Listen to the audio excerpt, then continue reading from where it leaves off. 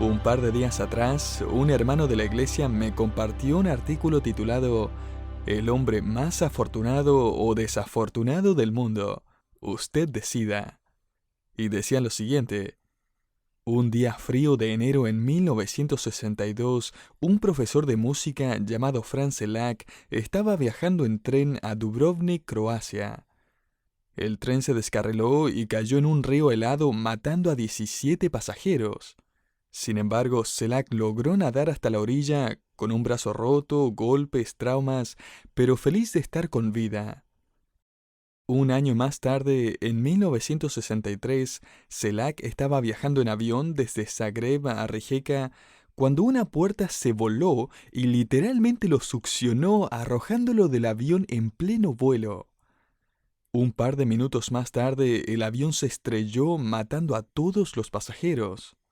Sin embargo, Selak despertó en un hospital habiendo caído sobre un pajar y solo sufriendo de heridas menores. En 1966, él estaba andando en un autobús que, patinando sobre un poco de hielo, se salió de la autopista y cayó a un río. 4 personas murieron en el accidente, pero Selak sobrevivió. Ya desconfiando del transporte público, Selak empezó a usar su auto exclusivamente. En 1970, él estaba manejando cuando de repente el motor de su auto empezó a incendiarse. Selak logró salir del auto antes de que el fuego llegara al estanque de gasolina, provocando que el auto explotara y quedara envuelto en llamas. En 1973, un mal funcionamiento de la bomba de gasolina en su nuevo auto provocó que saliera fuego de los conductos de ventilación. Selak logró escapar ileso de esa también, aunque con un poco menos de pelo. Para ese entonces sus amigos lo empezaron a llamar el suertudo. Sin embargo, este no es el final de sus peripecias. En 1996, Selak estaba manejando en una carretera montañosa cuando, mientras doblaba en una curva, vio que un camión venía directamente hacia él. Para evadir al camión se salió de la carretera cayendo por un precipicio. Pero mientras caía fue expulsado del vehículo ya que no llevaba el cinturón de seguridad puesto y quedó atrapado en un árbol a salvo mientras vio cómo su auto cayó por 90 metros y finalmente explotó al llegar al suelo. Mientras leía esto pensé, nunca me metería en un auto con ese tipo. O si lo tuviera que hacer, llevaría un paracaídas. El 2004, a sus 75 años, Selak ya era un tanto famoso por sus historias. Lo contrataron para hacer un comercial de Doritos en Australia. Él aceptó, pero luego se arrepintió y no quiso volar a Sydney para la filmación. ¿Cuál fue la razón? Él dijo que no quería seguir probando su suerte. No lo culpo. Si usted hubiera vivido en la antigüedad, quizás no más de 300 años después de que el diluvio cubriera la Tierra, creando un nuevo paisaje y formando un enorme registro de fósiles que deja en evidencia aquel catastrófico evento, usted habría conocido a un hombre llamado Job. Su apodo podría haber sido cualquiera excepto suertudo. De hecho, él se convirtió en un sinónimo del sufrimiento, el máximo ejemplo de mala suerte. Esto es aún más impresionante porque Job era un hombre justo, un seguidor devoto de Dios. Él adoraba a Dios constante, fiel y sinceramente. Y sin embargo, sin que Job lo supiera, Satanás había desafiado los motivos de su adoración a Dios. De hecho, Lucifer afirmaba que toda la humanidad solo adoraba a Dios porque Dios les pagaba con bendiciones. Así que Dios efectivamente dijo: quita todas las bendiciones de la vida de Job y vas a ver que su fe es genuina. Esto comenzó una serie de pruebas severas. Job no logró escapar de ninguna de estas pruebas milagrosamente. No hubo ningún pajar donde caer del avión, ni algún árbol de donde agarrarse antes de caer al precipicio. Tomó alrededor de 39 segundos para que los mensajeros le entregaran las aterradoras noticias de que él acababa de perder a sus hijos, sus negocios y sus posesiones. No pasó mucho tiempo hasta que Job perdió también el ánimo de parte de su esposa, su propia salud, siendo plagado de enfermedades y dolores que incluían fiebre, llagas, diarrea, vómitos, picazón, pérdida de apetito, insomnio, además de todo su dolor emocional. A través de su sufrimiento, Job sintió que el cielo estaba en silencio. No había habido ninguna palabra de parte de Dios. Algunos amigos vinieron desde lejos y se sentaron con él en silencio por una semana. Luego se levantaron uno a uno para condenarlo, dándole un discurso tras otro. Job lo resistió todo, y aunque su perspectiva y paciencia con Dios decaía, su fe en Dios siempre permaneció intacta.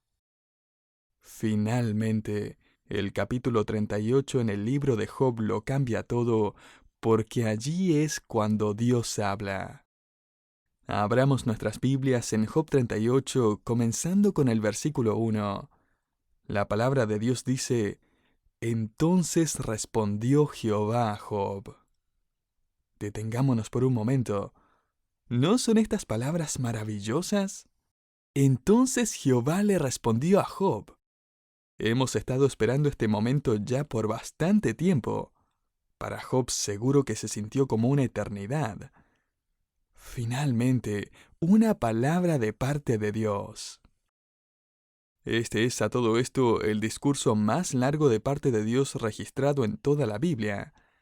Él va a entregar palabras de consuelo, pero no como quizás esperaríamos que lo hiciera. De hecho, su discurso va a sorprender completamente a la mayoría de nosotros que esperamos respuestas suaves y soluciones simples. Note cómo es que llega la voz de Dios a escena. Versículo 1. Dios respondió desde un torbellino.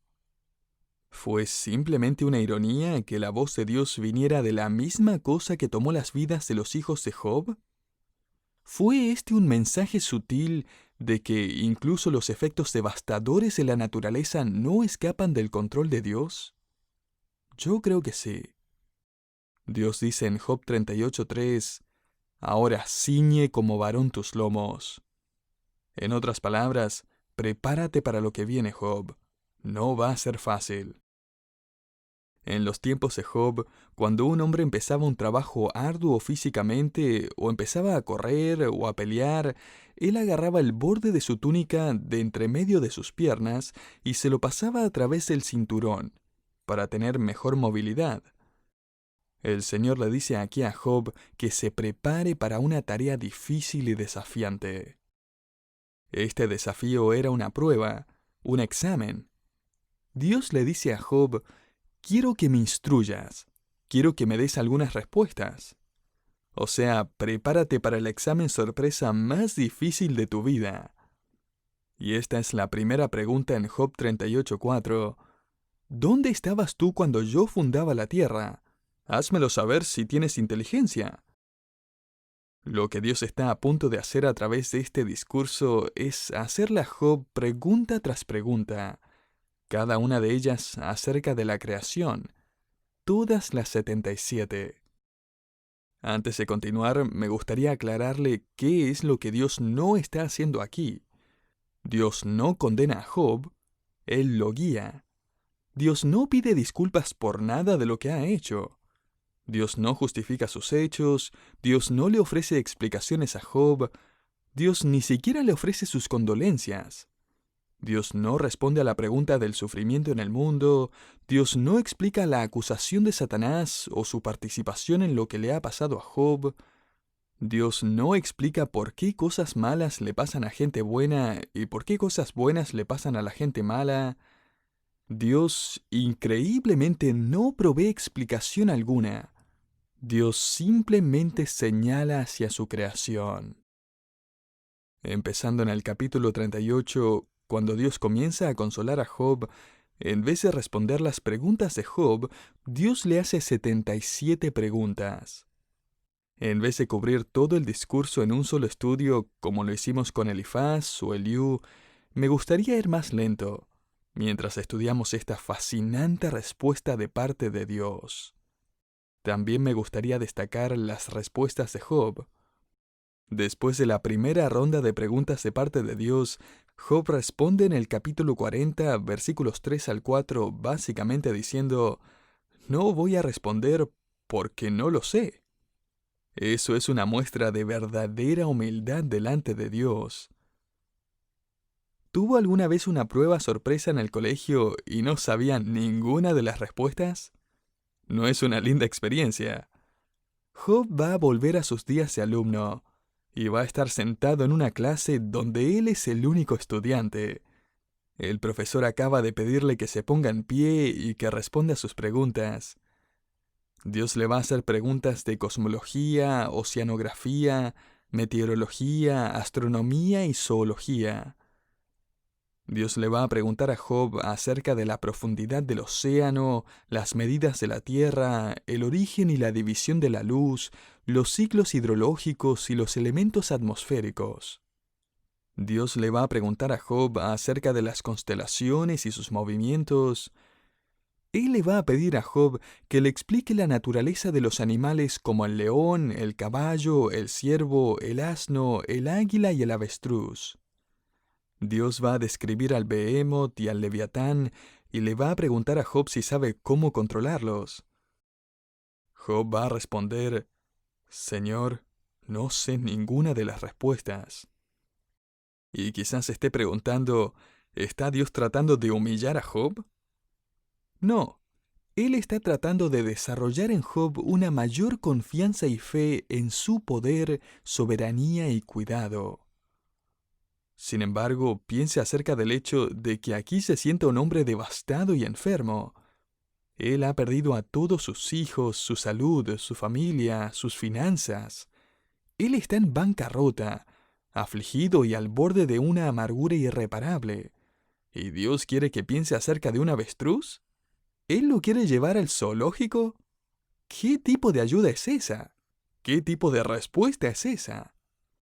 Así que lo que quiero hacer hoy es simplemente revelar por qué la creación de Dios no es simplemente un párrafo irrelevante en un credo antiguo, sino parte vital del cristianismo. Es absolutamente necesario para nuestra relación con Cristo y nuestra esperanza en medio de las pruebas. Si suena exagerado, es solo porque la Iglesia ha cedido a la presión de las teorías de la evolución y ha dejado de lado la Escritura. La razón por la que la mayoría se sorprende al descubrir que Dios ofreció su consuelo al señalar su obra creativa es porque el común de las personas no cree que Dios creó el universo. Cree que todo simplemente evolucionó gracias al tiempo y la casualidad, o que Dios como que empezó todo y luego dejó que evolucionara por billones de años. Eso no trae consuelo alguno porque es una invención humana. Le quita el verdadero significado a la palabra de Dios. Hace un desastre y contradice las enseñanzas de la Biblia. Francamente, no hay nada más fundamental que Génesis capítulo 1. En contra de este capítulo es que Satanás ha lanzado sus ataques más grandes. Abundan teorías al respecto. De hecho, para 1808 habían catalogadas no menos de 80 teorías acerca del origen del universo. Aún hay varios que dicen ser evangélicos y sostienen la teoría de que los días de la creación son realmente eras evolutivas, que todo es una simple metáfora.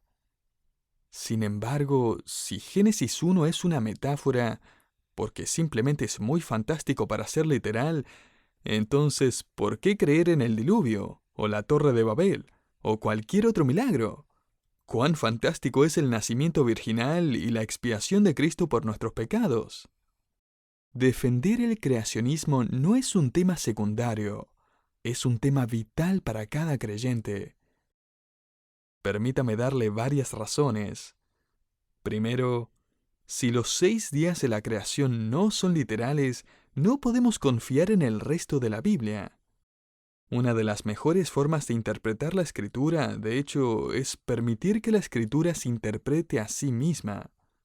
¿Y qué es lo que dice el resto de la Biblia?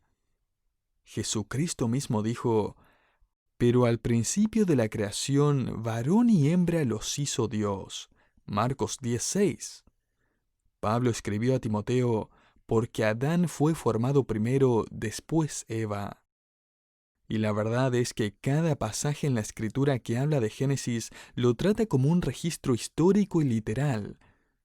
Dios es el autor de la Biblia y Él es el único testigo que vio desde un principio cómo creó todo de la nada.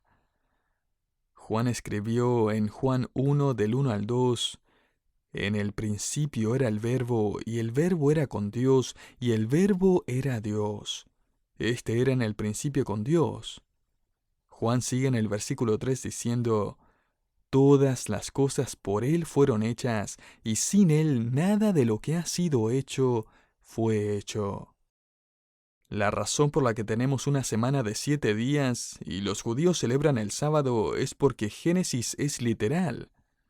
Porque en 6 días hizo Jehová los cielos, y la tierra, y el mar, y todas las cosas que en ellos hay, y reposó en el séptimo día. Éxodo 20:11. Sin una creación literal, no hay razón por la cual creer el resto de la Biblia.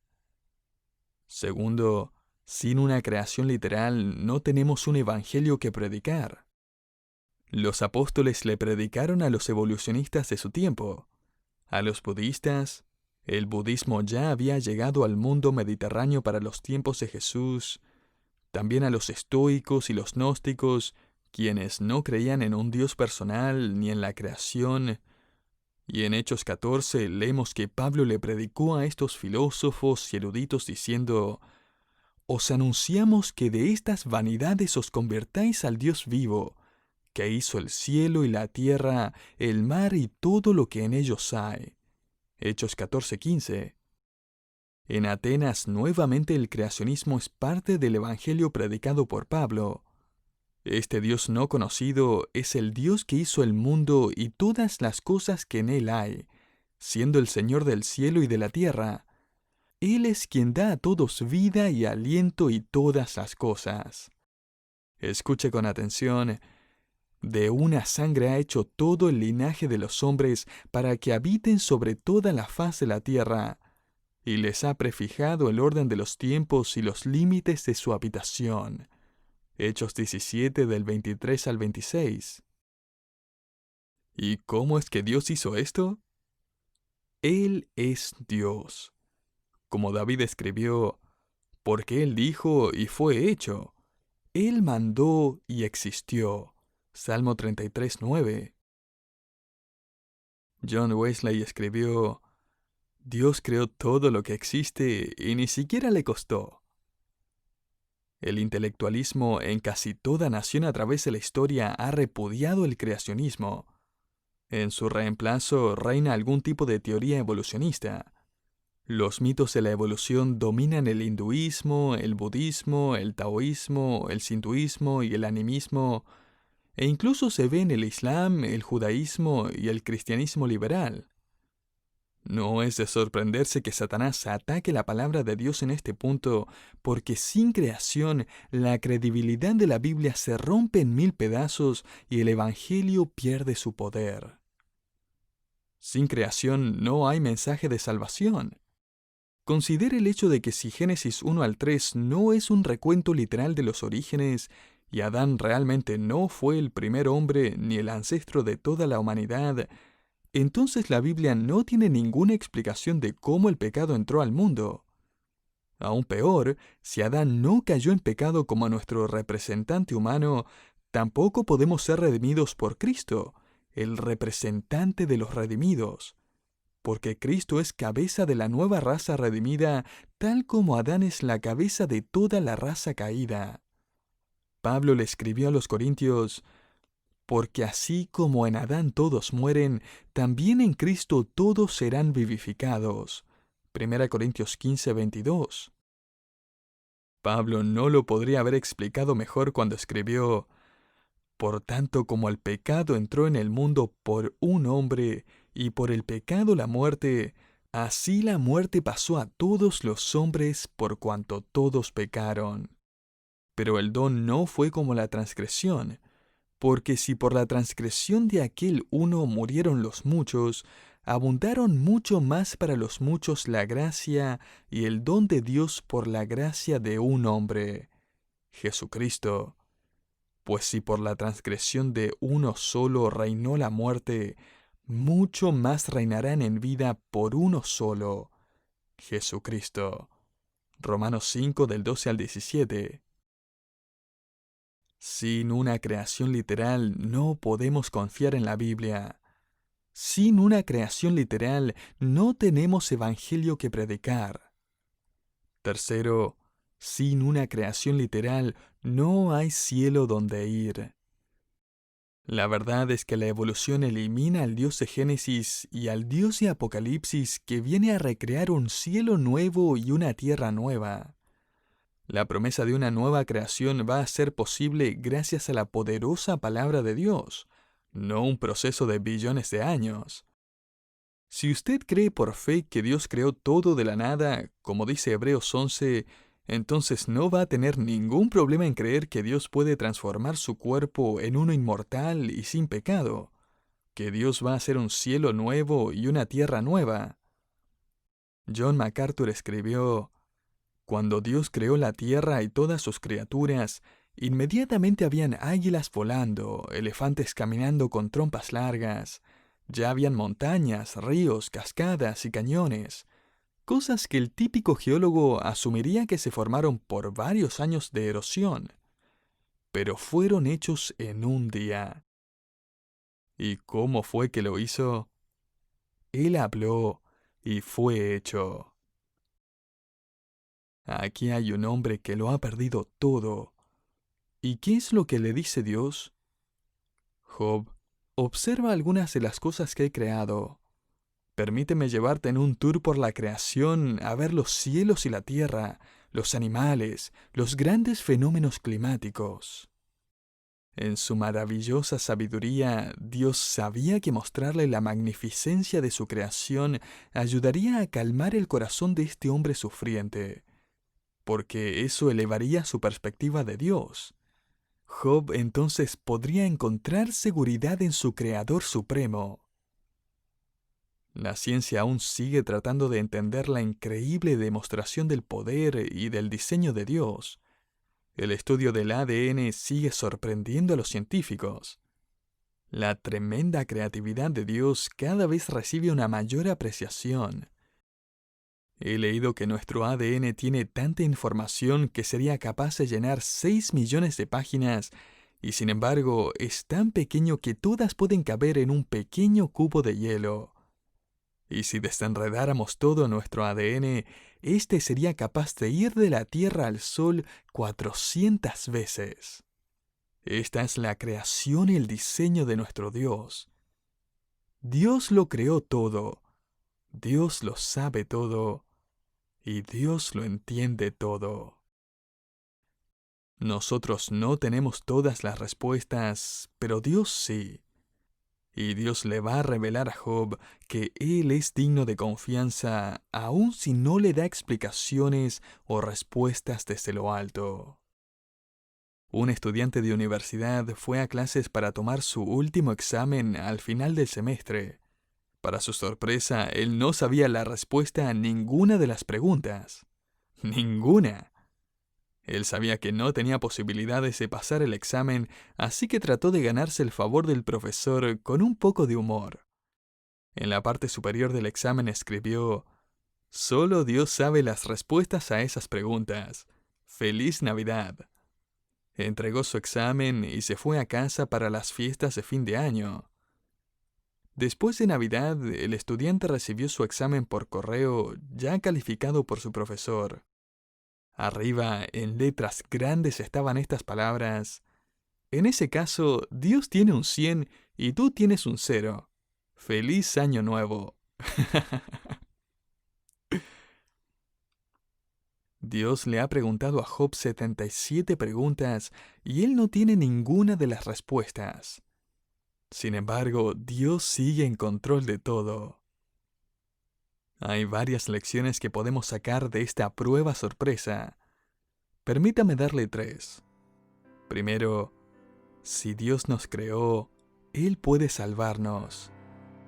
Lo único que logra el evolucionista es privarse del único Dios personal capaz de convertirlo en una nueva criatura. Al poner nuestra fe en Cristo, nacemos de nuevo instantáneamente y nos convertimos en miembros de una nueva raza redimida. El Dios que es poderoso para diseñarnos es capaz de perdonarnos también. Segundo, si Dios es lo suficientemente poderoso como para crear el universo, Él es poderoso para controlarlo también. Dios está asegurándole a Job que Él aún está al control. Y tercero, si Dios pudo crear este universo, Él puede recrearlo también. Querido oyente, estamos a punto de descubrir, mientras Dios comienza a dar sus palabras y aliento, que la solución para el sufrimiento no se encuentra en una respuesta o en una explicación, sino que en una persona. El apóstol Pedro escribió: de modo que los que padecen según la voluntad de Dios encomienden sus almas al fiel Creador y hagan el bien. 1 Pedro 4:19. Nuestra esperanza en medio del sufrimiento está ligada a la verdad de que Dios es nuestro Creador. Dios creó todo lo que existe. Dios controla todo lo que creó. Dios armoniza todo lo que controla para que coincida con su plan eterno. Podemos confiar en Dios. ¿Por qué? Porque Él es nuestro Creador.